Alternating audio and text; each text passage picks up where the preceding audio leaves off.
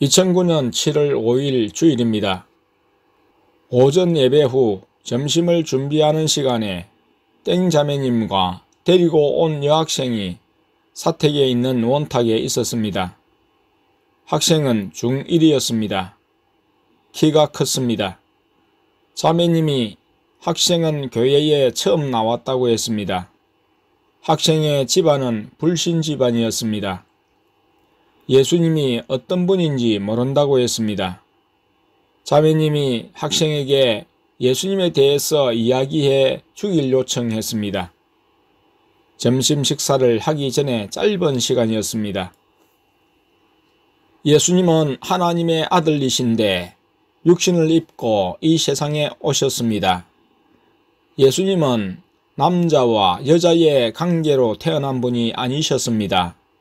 성령님이 마리아가 결혼하기 전 요셉과 동거하기 전에 처녀 마리아의 몸에 임신하게 하셨고 아기로 자라 태어나게 하셨습니다. 예수님은 병자를 고치시고 귀신 들린 자를 고치시는 등 착한 일을 행하시고 수많은 이적을 행하셨습니다. 그럼에도 예수님은 죄인 취급을 당하시며 채찍에 맞으시고 십자가에 못 박혀 죽으셨습니다. 하나님이신 예수님이 왜 힘없이 죽으셨습니까? 예수님은 죽지 않으실 수도 있었습니다. 하지만 예수님이 죽으시는 것이 하나님 아버지의 뜻이었고 예수님은 순종하셨습니다. 왜냐하면 예수님이 죽으셔야 자기 백성을 죄에서 구원할 수 있기 때문입니다. 이것이 죄로 말미암아 하나님의 진노받아 지옥에 갈 우리를 구원하시기 위한 방법이셨습니다. 구약에서 이미 구세주의 오심, 예수님의 고난과 죽음을 말씀해 놓았습니다. 그 말씀이 이루어졌습니다. 예수님은 자신의 허물과 죄 때문에 죽으신 것이 아니었습니다. 바로 우리의 죄와 허물을 대신 안고 죽으셨습니다. 대신 형벌을 당하셨습니다. 하나님 아버지께서는 우리 죄에 대한 값을 예수님이 치르도록 하셨고 예수님은 기꺼이 우리의 죄를 대신한 희생양이 되셨습니다. 예수님이 대신 죽으셨기 때문에 우리는 하나님의 사랑과 용서를 받게 되었습니다. 하나님은 예수님을 믿는 믿음을 보시고 우리를 의롭다 하시며 구원하십니다. 예수님은 죽음으로 끝나지 않았습니다. 무덤 가운데서 3일 만에 다시 살아나셨습니다. 그래서 부활절이 있습니다. 예수님은 성천하셨고 하나님 우편 보좌에 앉으셨습니다. 지금 예수님은 천국에 계시면서 교회에도 계셔서 성도들을 구원으로 인도하십니다. 사람은 하나님을 섬기든지 마귀를 섬기든지 두 경우밖에 없습니다.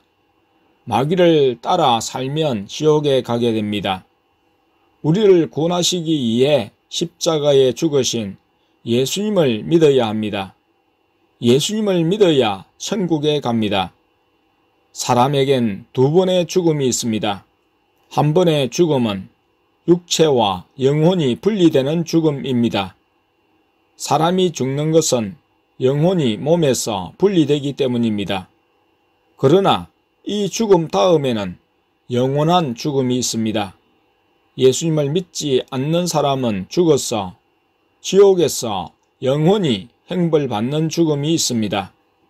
지옥에 가서 고통당하는 영원한 죽음을 면하려면 예수님을 믿어야 합니다. 천국에 가서 예수님과 영원히 살려면 예수님을 믿어야 합니다. 예수님을 믿으면 구원받습니다. 예수님을 믿는다는 것은 예수님의 말씀에 순종해서 사는 것입니다. 한 번만 예수님을 모신 것으로 끝나는 것이 아닙니다.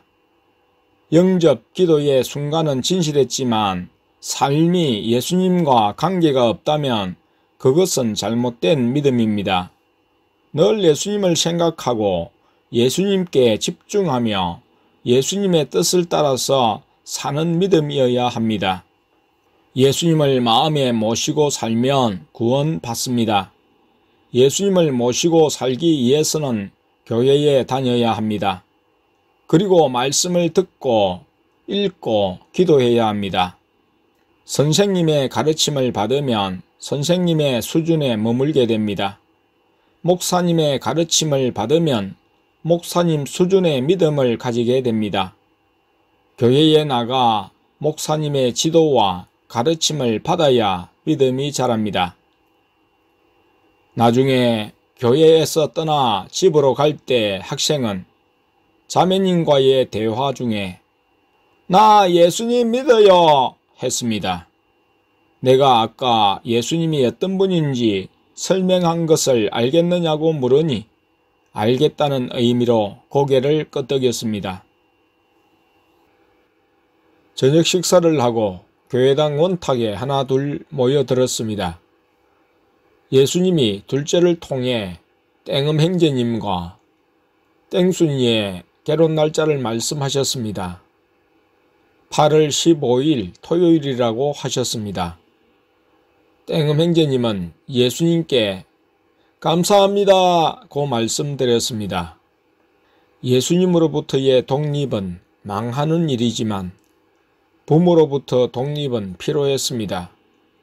두 사람이 연합하여 한 몸을 이루기 위해서 예수님께 대한 신앙을 확고히 하며 지켜나가기 위해서는 신앙을 반대하는 부모로부터의 독립이 있어야 했습니다. 예수님이 정하신 8월 15일은 나라의 독립과 함께 의미가 있었습니다. 예수님께서 결혼식은 초원교회에서 오후 1시에 하라고 하셨습니다. 내가 "점심을 져야 하겠네요" 하니 "당연히 점심을 제공해야지" 하셨습니다. 결혼 이야기를 하면서 성도님들이 교회에서도 청년들이 축의금으로 마음 상해하는 일이 있다는 이야기를 했습니다. 어떤 사람이 결혼식에 참석해서 축의금을 얼마를 냈는데 축의금을 받은 사람이 결혼식에 참석치 않거나 축의금을 하지 않은 것을 알게 되면 그때부터 좋던 관계가 나빠지는 것을 본다고 했습니다. 이런 이야기를 할 때였습니다. 앉아있던 땡 형제님이 머리가 어지럽다고 하면서 머리를 갸웃했습니다. 진정이 되지 않자 쉬러 유아실로 가라고 했습니다. 일어나는데 몸이 휘청했습니다. 집사님이 부축해서 유아실로 갔습니다. 형제님의 몸속에 있는 마귀가 활동하기 시작했습니다. 형제가 이상한 소리를 내며 팔을 이리저리 움직였습니다. 고통스러운 소리가 들렸습니다. 나는 속으로 주님께서 사역을 해 주셨으면 하고 바랬습니다. 아내와 다른 성도님들이 형제의 소리를 듣고 고통하는 모습을 보았습니다. 마귀에게 사로잡혀 의식 없는 자처럼 행동하는 모습에서 마귀가 실제함을 눈으로 볼 수 있었습니다. 마귀가 사람을 비참하게 만드는지 보게 되었습니다. 분당에서 온 성도님과 땡 성도님에게는 새로운 경험이었습니다. 특히 분당 성도님에게 마귀에게 심하게 사로잡히는 것이 어떠한지를 경계하시고자 목격하게 하시는 것 같았습니다. 예수님이 형제님에게 긍휼을 베푸시며 아내에게 사역을 하게 하셨습니다. 아내가 누워있는 형제에게 방언 기도를 하며 사역을 시작하자 곧 형제님을 사로잡은 마귀가 반응했습니다.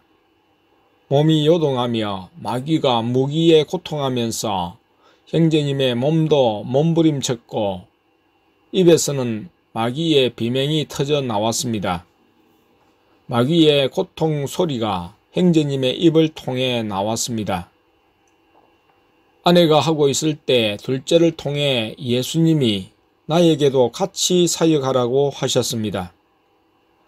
둘째와 땡순이가 옆에서 지켜보고 있었습니다. 성도님들도 사역을 지켜보았습니다. 예수님이 둘째를 통해 성령의 불을 외치라고 하셨습니다. 마귀가 성령의 불에 더욱 반응하며 괴성을 지르며 몸부림치게 했습니다. 나중에는 둘째도 가세했습니다. 예수님이 둘째에게 손을 등에 대라고 하셨다고 했습니다. 둘째는 스스로 성령의 보호막을 치고 사역했다고 했습니다. 예수님이 둘째로 형제님의 등 뒤에 손을 대고 방언 기도를 하며 성령의 불을 외치게 하셨다고 했습니다. 손을 등에 대었을 때 속에 있던 마귀가 둘째의 손목을 잡았는데 순간 둘째의 손이 멈추었다고 했습니다. 아픔을 느꼈다고 했습니다. 그러나 예수님이 다시 손을 등에 대고 방언 기도를 하라고 하셨어 했을 때 좀 큰 마귀가 빠져나갔다고 했습니다. 땡순이가 보니 그 마귀가 빠져나와 형제님 앞쪽에서 공중으로 솟더니 바닥으로 떨어지면서 사라졌다고 했습니다. 땡순이가 보니 둘째를 마귀들이 더욱 겁낸다고 했습니다. 나와 아내는 사역을 그만하게 하시고 이후 둘째를 통해 계속 사역하게 하셨습니다. 둘째는 혼자 유아실에 꿇고 앉아서 예수님이 시키시는 대로 사역에 임했습니다. 성령의 불을 외칠 때마다 형제님의 몸이 반응하며 고통스러운 소리가 터져 나왔습니다. 마귀가 말을 하는데 왜 이렇게 하는 거야? 하고 2번을 말했습니다. 형제님의 입을 통한 분명한 마귀의 소리를 듣게 되었습니다. 거듭되는 공격에 마귀도 고통스러운지 마귀가 빠져나간다고 여러 번 거짓말하면서도 빠져나가지 않으려 했습니다. 땡순이가 보니 어떤 마귀는 빠져나가기 전에 나는 지옥에 가면 두목한테 두들겨 맞는데 두려워하면서 쫓겨났다고 했습니다. 이후에도 한참 둘째를 통해 사역하셨습니다. 바깥에서 쉬다가 예수님이 지시하실 때마다 성령의 불을 외쳤습니다. 그때마다 형제님의 몸속에 있는 마귀는 고통의 소리를 내었습니다. 둘째가 마귀를 향해 가만히 있어!